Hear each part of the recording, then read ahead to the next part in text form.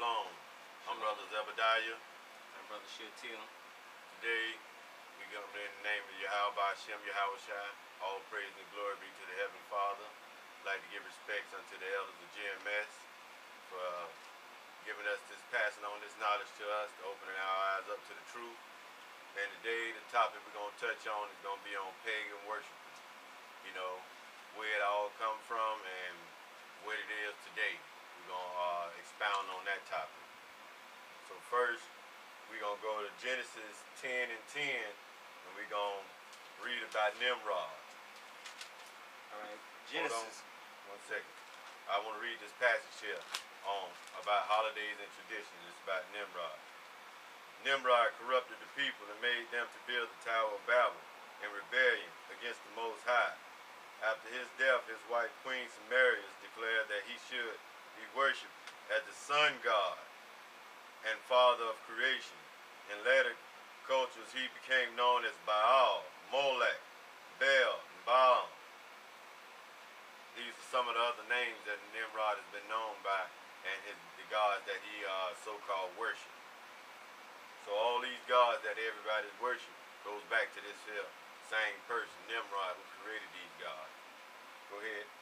Okay, this is Genesis chapter 10. I'm going to start up at verse 8. It said, "And Cush begat Nimrod. He began to be a mighty one in the earth. He was a mighty hunter before the Lord. Wherefore it is said, even as Nimrod, the mighty hunter before the Lord." Now it says he's a mighty hunter. We're going to go in the original book, the Torah. We're going to go in here and read a little passage in here about Nimrod. He was a mighty hunter, what he was actually hunting. We go to here to page 81 in the Torah. It said, I got it for you. It said he was a mighty hunter. Means that he hunted men's souls. Say he hunted men's souls. And what he was about doing, hunting men's souls, was about getting them to believing in these false gods, following those ways, not believing in the true ways of the Most High, which it wasn't really even meant for him anyway. But he caused all the other nations to follow the gods that he was creating. The sun, the moon, and the stars, and all the things of the constellations that they were worshiping. These are the gods that he created. Okay, it says he ensnared them and excited them against Yahweh. The building of the Tower of Babel was the culmination of his activities. So the building of the Tower of Babel. So now we're going to go to Baal, and we're going to start breaking down the different meanings of each one of these different types of gods. We're going to go into the Bible dictionary and read on each one of these here. Okay, Baal.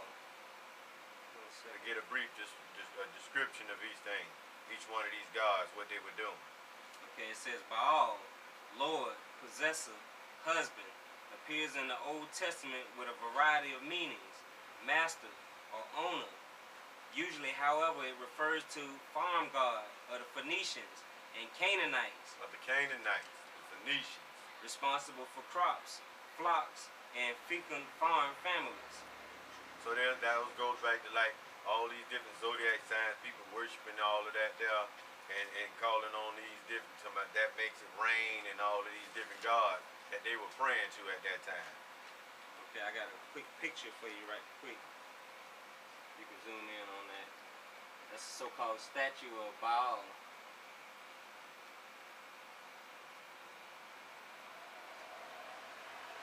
Okay, and it says a statuette of the god Baal. The power of this storm god was matched by that of Gilgamesh.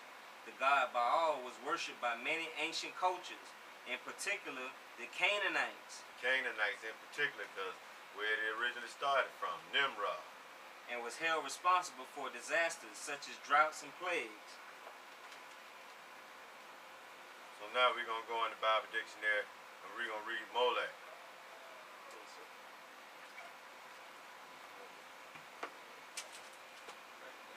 All right, Molech.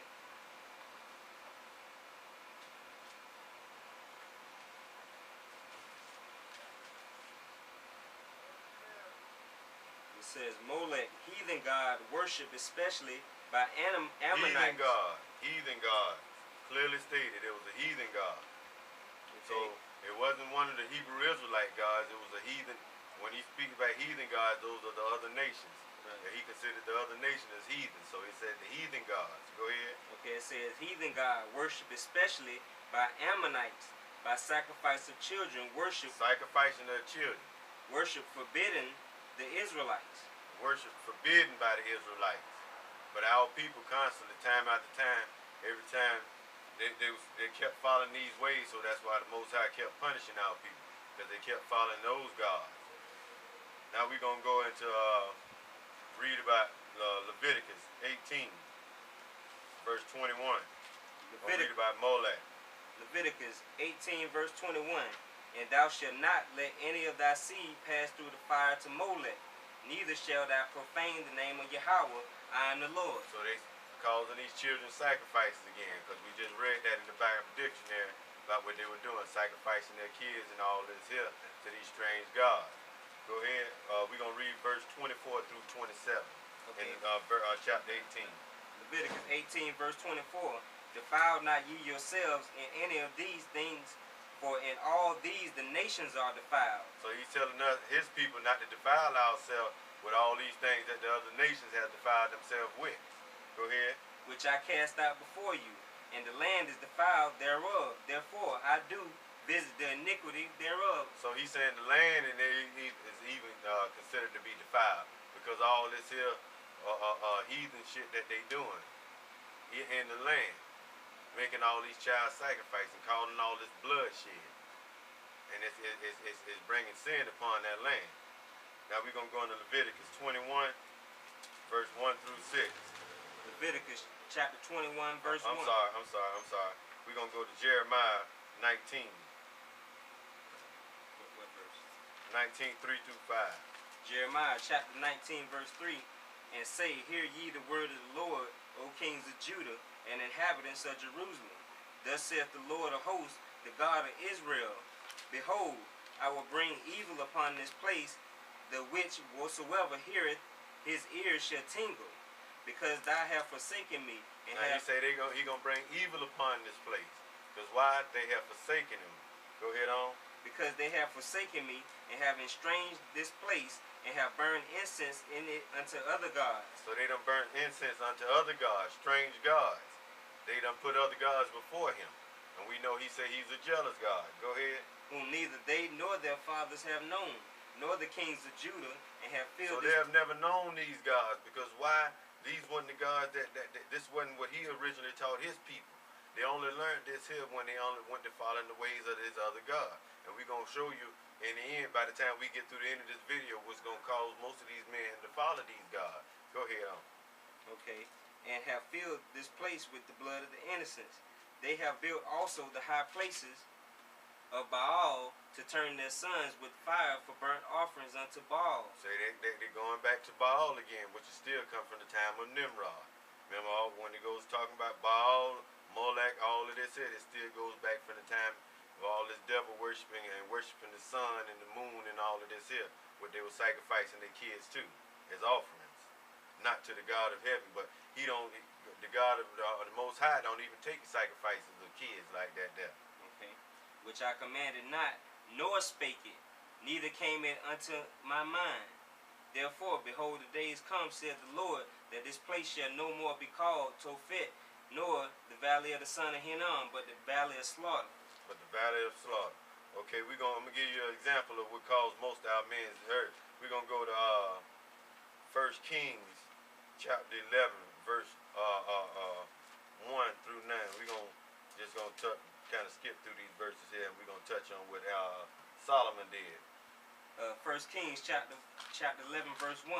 But King Solomon loved many strange women, together with the daughter of Pharaoh, women of the Moabites, Ammonites, Edomites, Zidonians, and Hittites, of the nations concerning which the Lord said unto the children of Israel, ye shall not go in unto them, neither shall they come in unto you. Should not go in unto these other women in these other nations, because he told us back in Ezra that we're to not defile ourselves with these other women of this other land. So now by even going in with these other women, you know what I'm saying, that was committing sin right there alone. You stop it.